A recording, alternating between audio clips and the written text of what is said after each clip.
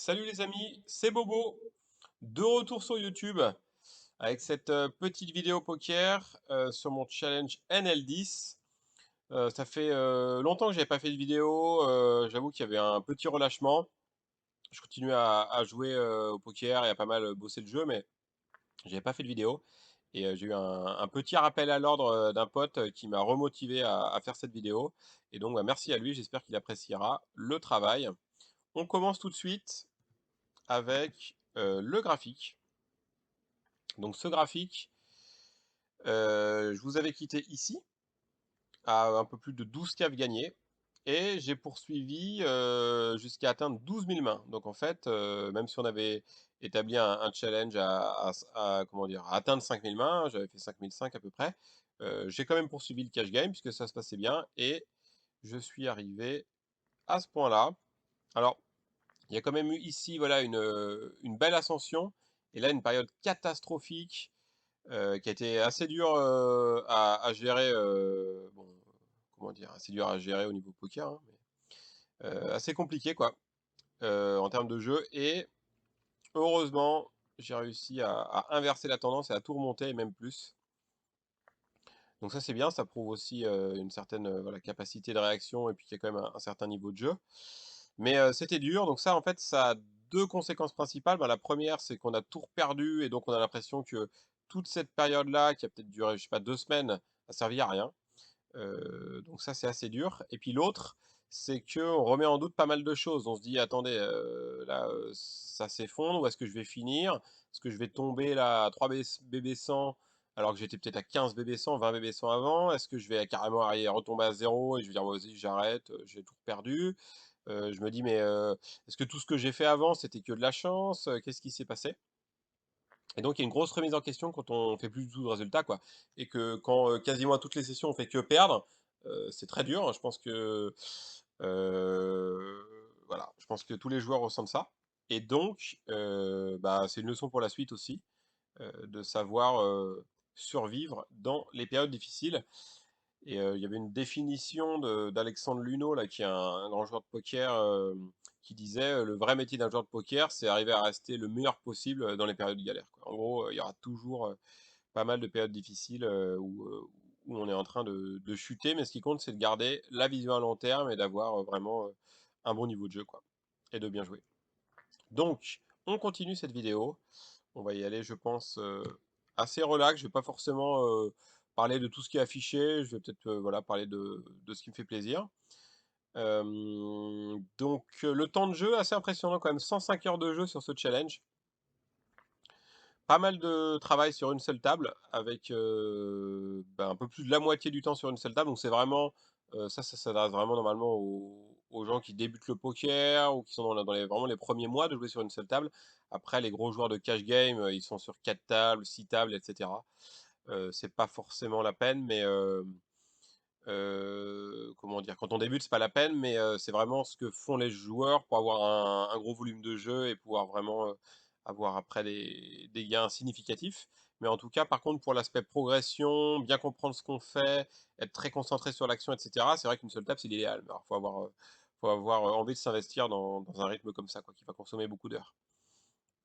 Bon, après, ok, on a fait 178 sessions, la plus grosse session 326 mains, etc., etc. Alors on voit qu'on a été perdant sur seulement 35% des sessions, et donc forcément on a été gagnant sur 65% des sessions, donc ça c'est aussi très positif, parce que ça veut dire qu'il y aura quand une bonne partie des sessions où on sera content, quoi. Qu'est-ce qu'on peut dire ici? Bah, alors la perf net en big blind est vraiment très bonne, hein, 16,7 BB100.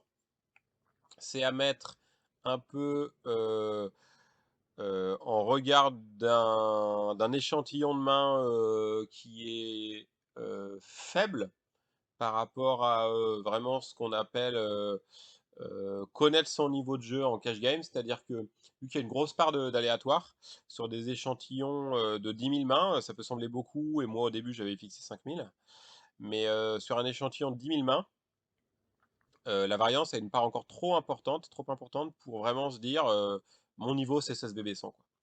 Donc on va le voir un peu plus tard parce que justement il y aura un petit point technique sur la variance tout à l'heure. Mais voilà, c'est sûr que j'ai bien joué, je pense que je suis clairement un joueur gagnant, mais est-ce que mon vrai niveau il est à 16 ou est-ce qu'il est plutôt, je sais pas, entre 5 et 10 et là ça s'est très bien passé, c'est, c'est dur à dire, quoi. Et la plupart des, échantillons qu'on considère, significatifs vont être à 50 000 ou 100 000 mains, quoi. Donc là, c'est quand même pas mal de temps de jeu, c'est une centaine d'heures de jeu, et cetera, mais ça reste assez faible pour avoir une idée extrêmement précise de son niveau de poker. Mais je suis très content, voilà, c'est cool. Donc, qu'est-ce qu'on peut dire là-dessus? On voit que quand on était sur une seule table et des sessions de moins d'une heure, c'est là qu'on a le plus performé. Forcément, c'est là où on est le plus attentif, on a, son focus maximum parce qu'on n'est pas fatigué par la session et on n'a rien d'autre à suivre que la table qu'on joue.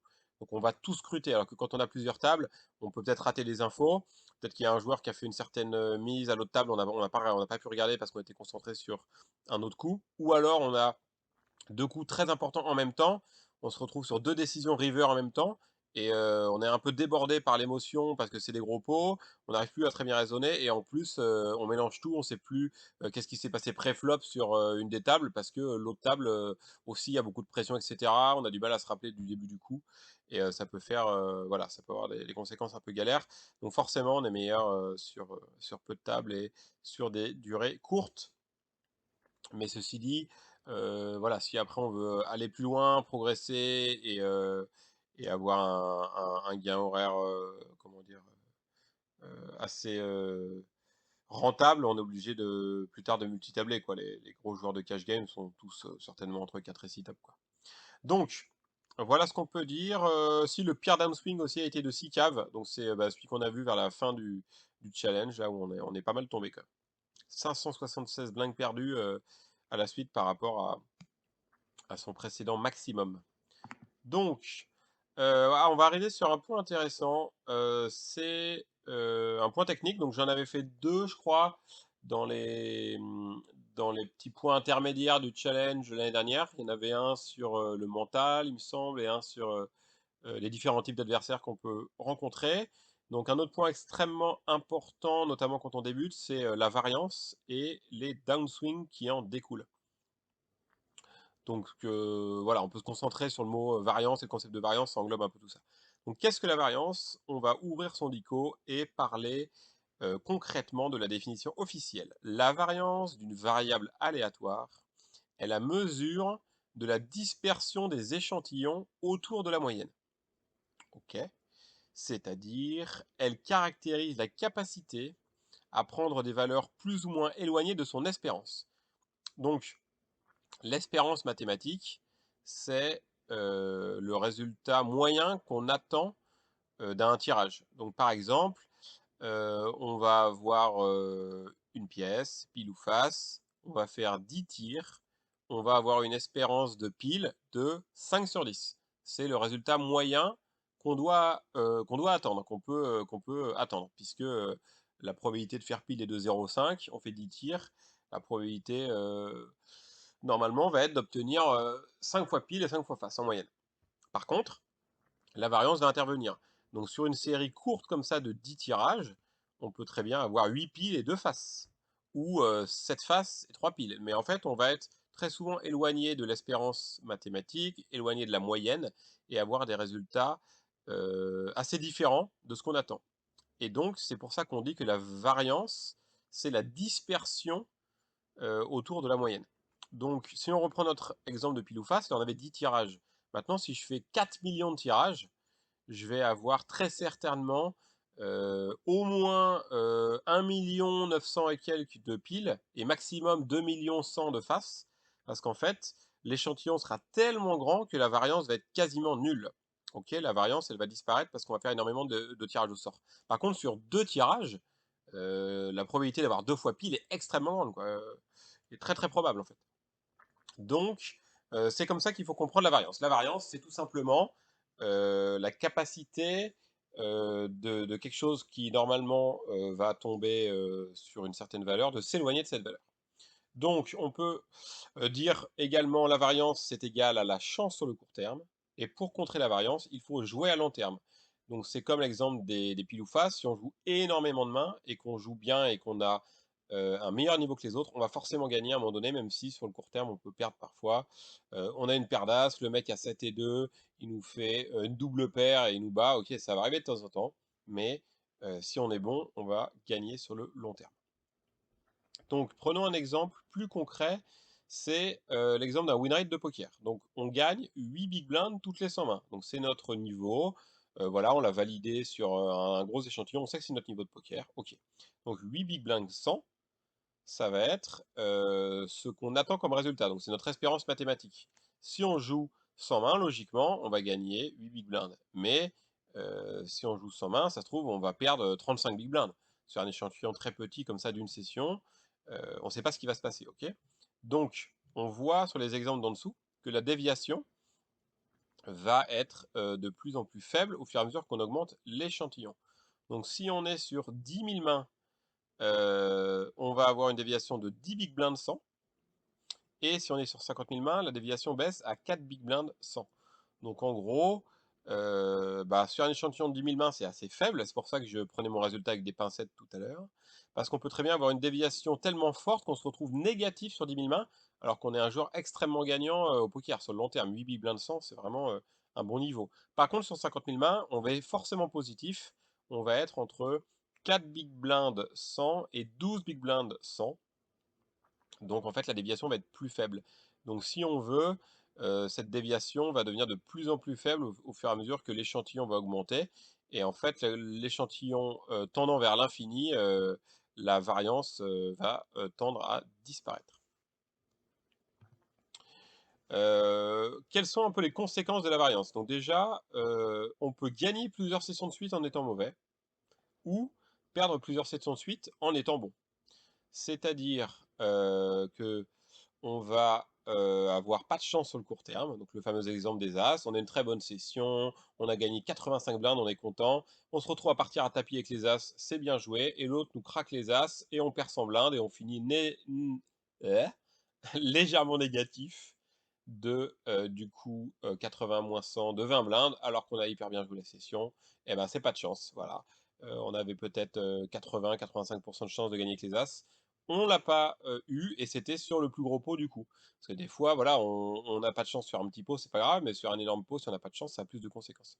Donc, sur le court terme, notre niveau de jeu va pas avoir énormément d'influence sur les résultats, va avoir une influence certes, mais pas énorme, et c'est uniquement sur le long terme que notre niveau de jeu va pouvoir créer des gains et faire qu'on peut gagner au poker. Donc, cet état de fait, qu'on peut gagner plusieurs sessions de suite en étant mauvais ou perdre plusieurs sessions de suite en étant bon, va avoir une conséquence qui est la confusion sur son vrai niveau de jeu. Alors, notamment quand on a peu d'expérience au poker et qu'on a joué peut-être que quelques heures, etc. À un moment donné, on va beaucoup gagner de suite et on va se dire, oh là, je suis un génie, c'est parti, je défonce tout. Et 2 jours après, on a tout perdu parce qu'on s'était un peu enflammé en fait. On avait eu peut-être 2 heures où dès qu'on partait sur un tirage couleur, on touchait notre couleur. Quand on partait à tapis avec une paire, une grosse paire, l'autre avait une paire juste en dessous, etc. Et on s'est dit, waouh, j'ai gagné énormément. Et on n'a pas vraiment perçu que la variance était pour beaucoup dans ces gains. Donc en fait, il y a une confusion sur le vrai niveau de jeu, mais qui va surtout affecter les joueurs débutants ou les mauvais joueurs qui ont une mauvaise compréhension de la variance. Par exemple, un mec qui fait n'importe quoi, mais qui va gagner 2 sessions de suite parce qu'il a eu de la chance sur le déroulement des sorties de cartes, il va se dire: «Ah ouais, putain, c'est cool le poker, putain, là j'ai gagné pas mal et tout», alors qu'il fait n'importe quoi. Il va revenir et il va faire que perdre ensuite, puisqu'il fait n'importe quoi. Mais il a eu à un moment donné, voilà, un miracle, et du coup, il va peut-être avoir une impression qu'il est bon, et c'est cette impression que les gens sont bons qui va créer justement le désir pour les mauvais joueurs de revenir parce qu'ils disent: «Oh, j'ai ma chance», etc.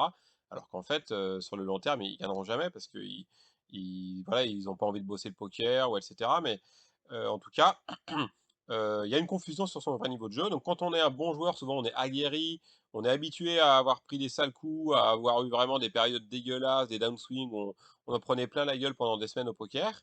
Mais on sait qu'on est remonté, on sait que on a voilà, un certain niveau, on va se dire, bah là, en NL10, en NL20, j'ai le niveau, Je sais que même si les mecs commencent à être un peu agressifs, je vais savoir les gérer, et cetera. Peut-être qu'en NL100, je vais me faire défoncer, mais sur ce niveau-là de cash game, je suis meilleur que la moyenne. J'ai joué 90 000 mains là, depuis le 1er janvier, et voilà. Et donc, il n'y aura pas vraiment de problème par rapport au niveau de jeu. On sait que la variance a été le principal problème qui a fait qu'on a eu 2 sessions perdantes de suite, quoi.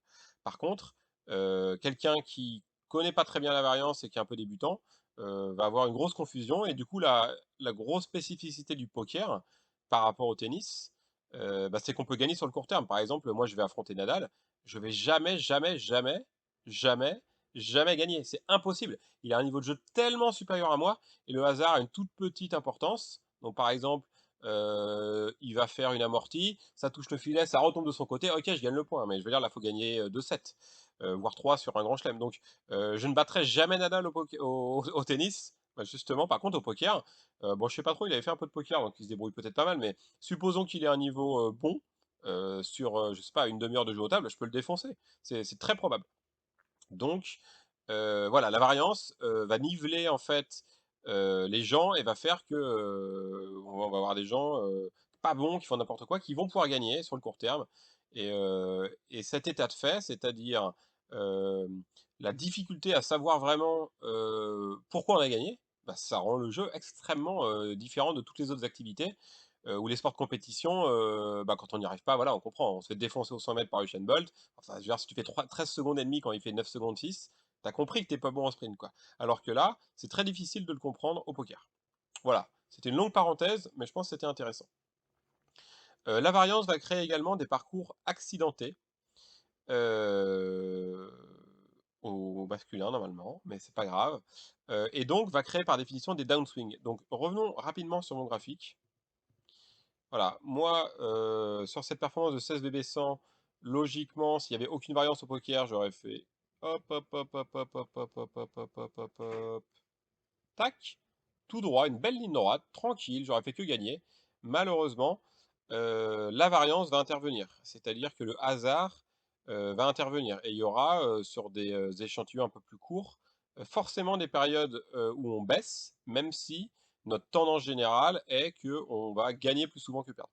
Donc ici, là, hop, premier downswing, hop, deuxième downswing. Bon, là, c'est, on va dire, un peu modéré, c'est 2 à 3 caves. Et là, hop, troisième downswing, là, le plus gros. Et donc, en fait, on a un parcours très accidenté. Donc, ça monte, ça redescend, ça monte, ça redescend. Ça remonte pas mal, on se dit, ah, ça y est, là, c'est parti, ça redescend encore fort. Et en fait, on a un parcours chaotique, accidenté. Et ce que j'ai retenu de ce challenge, surtout, c'est avoir une bonne compréhension euh, de la variance, que c'est normal qu'il y ait un parcours accidenté, qu'il faut s'y attendre, qu'il ne faut pas se laisser déstabiliser, et essayer au maximum de percevoir si les gains ou les pertes qu'on a sont liés à notre niveau de jeu ou le hasard. Et c'est-à-dire, bah, par exemple, dans cette période-là, bon, j'avais un peu des doutes, j'avoue, mais bon, au bout d'un moment, voilà, c'est un peu reparti, et se dire, voilà, est-ce que j'y arrive pas en ce moment parce que vraiment je fais n'importe quoi, ou les mecs sont trop forts en face, ou d'habitude je jouais le dimanche et ils étaient pas très bons, maintenant je joue le lundi après, mais je me fais défoncer, peut-être qu'en fait, voilà, j'ai plus du tout le niveau. Donc faut essayer de percevoir entre l'aléatoire et notre vrai niveau technique, bah, où est-ce qu'on se situe, quoi. Donc, il y a des parcours accidentés, c'est un peu dur à vivre, et il faut être prêt là-dessus, et c'est pas du tout un long fleuve tranquille à cause de la variance. Ok. Pour finir sur le sujet, euh, parlons de la... Ouais, voilà, à nouveau, on ouvre un dico. Qu'est-ce que c'est un downswing, si on veut être précis? La définition du downswing, c'est toute une période où on est plus bas que son max atteint précédemment.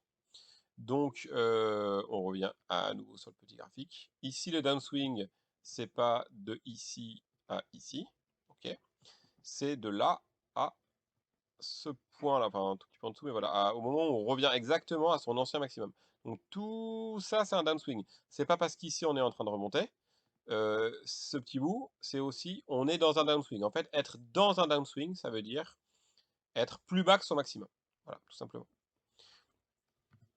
Donc, on va parler un peu des downswings, maintenant qu'on a compris un peu la variance.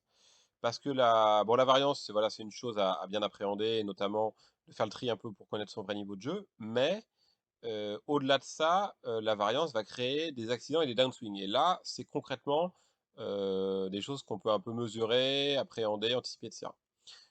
C'est ce qu'on peut faire de concret, voilà, c'est mesurer un peu les downswings et voir comment on va s'en sortir, quoi.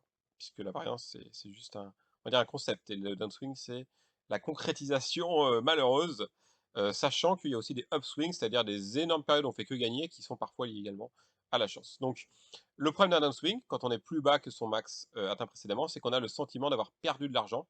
Donc là, il y a une conséquence pratique, c'est voilà, que c'est difficile à vivre et on se dit: «Ah oh là là, est-ce que j'aurais pas dû, arrêter à ce moment-là? Là, depuis, j'ai perdu, 7 caves, est-ce que cette session-là où je fais 2 caves, j'aurais vraiment dû la jouer?» et cetera. Et on arrive des fois à avoir des raisonnements un peu bêtes, parce que normalement, si on a un joueur gagnant, bah, à chaque fois qu'on joue, on a une espérance mathématique un peu positive et bah, voilà, la session où je viens de perdre 2 caves, ça se trouve, en moyenne, j'aurais gagné, peut-être, 0,2 caves, je sais pas, mais normalement, quand on a un joueur gagnant, voilà, on a une espérance mathématique positive, donc plus on joue, plus on gagne. Et des fois, quand on est dans un downswing, on se dit: «Oh là là, ça m'énerve cette session, j'aurais pas dû la faire», mais c'est plutôt une vue de l'esprit, quoi. Donc faut rester un petit peu patient. Alors, là, on revient sur le même graphique de mes performances. Là, on reconnaît bien la belle chute, là, la belle catastrophe. Et on va mesurer la durée des downswings. Donc l'intensité du downswing, c'est la profondeur là, de 6 caves perdues ici, et 4 caves dans ce downswing-là, 4 caves dans ce downswing-là. Et ça, c'est, on va dire, la durée du downswing. 1500 mains ici pour revenir à son ancien maximum. 1800 mains ici pour revenir à son ancien maximum. Puis 3500 mains ici, entre là et là, pour revenir à mon ancien maximum. Donc c'est énorme. Et en fait, même si la courbe fait que monter, il y a une très grosse partie du temps où on est sous le précédent maximum. Donc en fait, quand on est en train de remonter ici, ça nous affecte peut-être un peu moins. Ça, ça nous fait bien chier. Mais même si tout ça, bah là, voilà, on se remet à gagner, on est content, etc., on est quand même en train de se contenter de revenir à la situation initiale. Et donc là, on ne délivre pas d'argent pendant toute cette période de downswing. Et là, si on fait la somme tranquillement, 1500, 3300, 6800 mains au total sur 12 000, un peu plus de 12 000, ça veut dire que plus de la moitié du temps, on était dans un downswing. Donc effectivement, on va être en ascension, même dans les retours de creux, là. Donc peut-être qu'on est en train de monter, je sais pas, à 70-80% du temps, ok, mais plus de la moitié du temps, on a été en train d'essayer de rattraper un précédent maximum. Donc ça, il faut vraiment bien avoir ça en tête, que malgré un gros win rate, là, un win rate à 2 chiffres, à 16 BB100, on a été dans une période un peu merdique plus de la moitié du temps.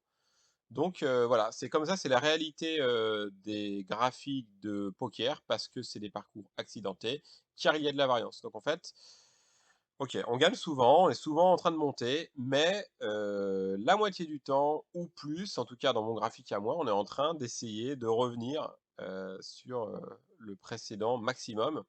Donc il faut être patient, il faut se dire que ok, puisqu'on a forcément des sessions négatives, moi je crois que j'avais à peu près 35% de sessions négatives, donc imaginons le point ici là, bah 65% du temps on va continuer à monter, faire un petit truc vers le haut, mais 35% du temps, on va descendre. Et puis là, bah, c'est pas parce qu'on a descendu qu'on va remonter juste après, on a encore 35% de chance de redescendre ici, etc.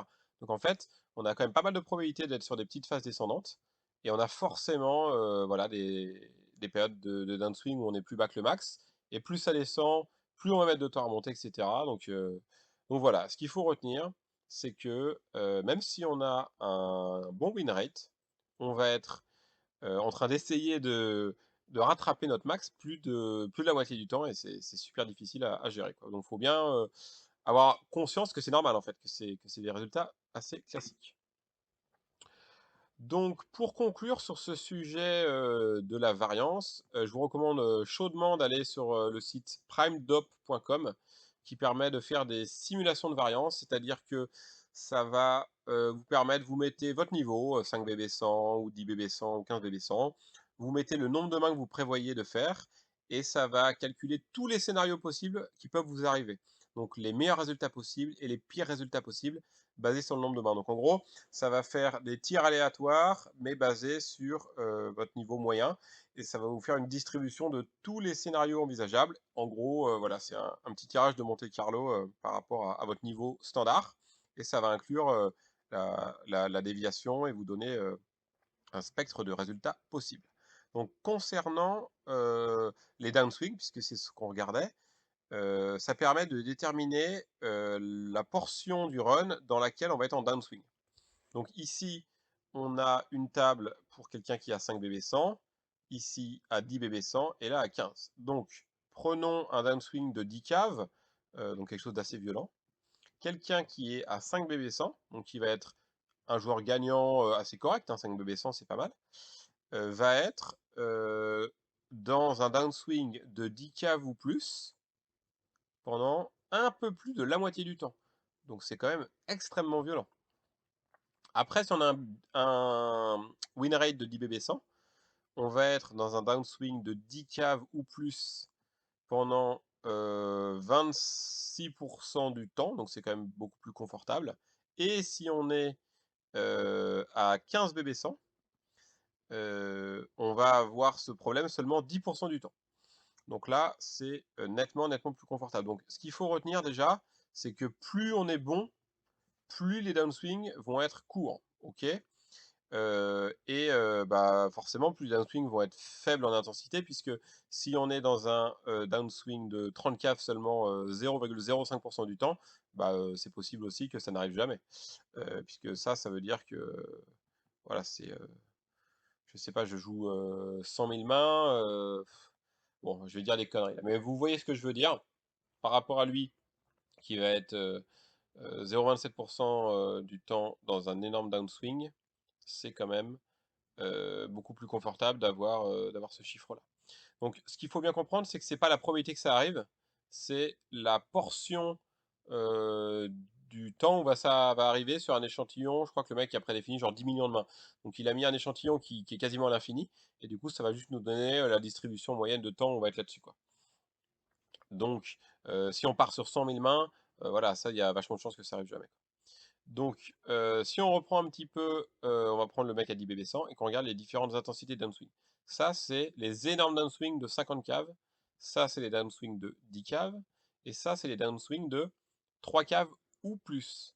Donc en fait, ici, ce 53%, ça veut dire que à chaque fois qu'on va être dans un downswing, qu'il fasse 3 caves, 5 caves, 10 caves, etc., ici, on va être dans 3 caves ou plus, donc il va être compté. Donc en fait, un peu plus de la moitié du temps, on va être dans un downswing de 3 caves ou plus. C'est exactement ce que moi j'ai noté sur mon graphique. Puisque moi j'étais à ouais, un peu plus de la moitié du temps à 4 caves ou plus, je crois. Ça devait être à peu près ça. Et quand on va être sur, allez, mettons 20 là, ça va arriver beaucoup moins souvent, quoi. Donc peut-être que sur un échantillon un peu court, de 10, 20 000 mains, ça n'arrivera jamais. Peut-être que ça arrive, alors si on se le mange dès le début, bah, ça veut dire que sur 10 ou 20 000 mains, on va passer tout son temps à remonter du downswing, puisque pour remonter 20 caves, il faut y aller. D'ailleurs, on peut le calculer. Hein. T'as perdu 20 caves, tu es à 10 BB100, va falloir que tu joues 10 000 mains pour gagner 10 caves, 20 000 mains pour gagner 20 caves, donc etc. Enfin, c'est assez pénible. Donc ça permet d'avoir un peu une vue de ce qui nous attend. Donc on choisit suivant son niveau de performance et ça va nous donner en gros la proportion du temps dans laquelle on va être dans un downswing plus ou moins fort. Donc on va être assez souvent malheureusement en train d'essayer de rattraper un précédent point maximum, mais sur des chutes légères, et extrêmement peu souvent, voire jamais, sur des énormes chutes de 50 caves, quoi. Mais c'est ça qu'il faut retenir. Donc si par exemple je suis moi à un niveau réel, on va dire, de 10 BB100, parce que on voit justement tout à l'heure on avait la déviation de 8 BB100 sur 10 000 mains, ça veut dire qu'il y a une imprécision de 8 BB100 par exemple sur mon niveau vu l'échantillon. Donc en fait mon vrai niveau il est entre plus 8 et plus 24, donc je suis pas du tout persuadé d'être à 16. Mais disons que si c'est ça, voilà, faut que je m'attende à être à peu près comme j'ai eu sur des petits downswings de 4 ou 5% à peu près, de 4 ou 5 caves, à peu près la moitié du temps. Et par contre, des downswings un peu plus violents seulement un quart du temps et bah, forcément ça arrivera, plus l'échantillon sera gros, plus ça arrivera. Peut-être que sur un échantillon un peu court, bah, ça n'arrivera pas trop, mais si je me mets à jouer beaucoup et que je fais, je sais pas, à un moment donné, 100 000 mains, je sais pas, tous les ans, bah, au bout d'un moment, voilà, je vais sûrement tomber dans un downswing de 10 caves, et ceux qui jouent énormément ont beaucoup plus de chances du coup d'atteindre des downswings de 20 caves, 30 caves, etc. etc. Bon, je vais pas en dire plus parce que faudrait creuser les chiffres et comment dire, si on voulait vraiment établir une probabilité d'un gros downswing sur un échantillon d'une certaine taille, il faudrait voir les choses de façon plus précise. Mais c'est pour vous donner voilà, une idée de tout ça. Et aller sur le site, c'est vraiment super. Pour finir, on va parler du plan pour la suite. Donc, dans les idées que j'avais à l'époque, je crois, il y avait continuer à étudier le poker. Alors oui, tout à fait, je l'ai fait. Et j'ai même fait un groupe de travail. Donc en gros, bah, je discutais pas mal sur des forums avec des gens pour par exemple, voilà, j'ai joué telle main, dans cette situation je me suis couché, qu'est-ce que tu aurais fait, etc. Et n'importe qui peut intervenir, enfin, qu'est-ce que vous auriez fait, et n'importe qui peut intervenir et donner son avis. Donc ça, c'est cool. Et il y avait certaines personnes avec qui je parlais un peu plus régulièrement et on a décidé de monter un groupe de travail. C'est-à-dire qu'on se fait un petit call Skype et soit on va revoir la session de quelqu'un, soit on va parler d'un sujet théorique, etc. Et ça permet comme ça de confronter bah, certaines interrogations qu'on a aux autres, les points de vue des autres, se dire ah ouais, là c'est vrai que moi je suis peut-être un petit peu trop serré, lui il joue quand même plus de mains, il y a peut-être une bonne raison pour le faire, etc.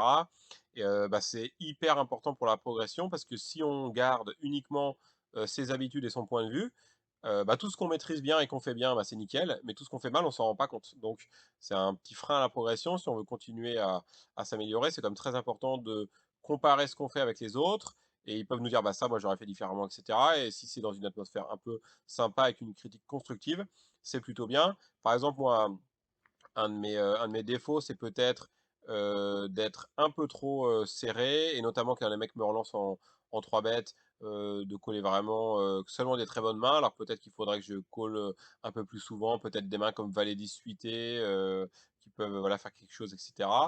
Et pas être trop exploitable, parce que si on se couche tout de suite dès que quelqu'un va faire un 3 bêtes, bah, il va continuer à toujours faire les 3 bêtes. Donc moi j'ai cette chose-là à essayer de travailler. Donc j'essaie de voir comment les autres le font, quel genre de mains ils font pour suivre les 3 bêtes adverses, etc. Et d'un autre côté, il y avait un mec là de mon groupe qui avait une mauvaise gestion de sa bankroll et de ses entrées, sorties d'argent, etc. Donc en fait, il est très bon, il gagne pas mal, mais souvent il retire. Donc après, il a plus assez d'argent pour vraiment se sentir confortable à jouer en cash game. Et donc moi, j'avais vraiment creusé toutes ces théories de gestion de bankroll, etc. Et donc j'ai pu lui filer des conseils là-dessus, l'amener sur un site qui donne voilà, des suggestions assez concrètes de comment gérer sa bankroll et ses retraits d'argent. Donc bon, voilà, je lui ai apporté ça et eux, ils m'apportent le 3 bet. Donc c'est assez complémentaire, c'est sympa. Et ça permet aussi d'aller un peu pleurnicher quand on a eu une semaine de merde en termes de résultats, etc. Le deuxième axe, ça va être de le moins possible, hein, ne pas être, ou être le moins possible, result oriented. Donc ça, en gros, c'est de pas trop regarder les résultats, mais d'essayer vraiment de savoir est-ce que ce que je fais est bon ou pas. Donc la plupart du temps, surtout quand on débute, voilà, on va coller un mec, river, et en fait il avait le jeu max, et nous on avait une bonne double paire, mais lui finalement il avait fait la couleur, il y a le pic qui arrive à la river, on se dit ah je le bats pas, etc. Et on colle, et on perd le coup, et on se dit ah j'ai mal joué, fait chier. Et en fait peut-être que si on réfléchissait vraiment finement à la main qu'il pouvait avoir, il y avait une toute petite partie des fois où il avait la couleur, et une énorme partie des fois où il était en bluff, parce que par exemple ce joueur bluffe énormément à la river.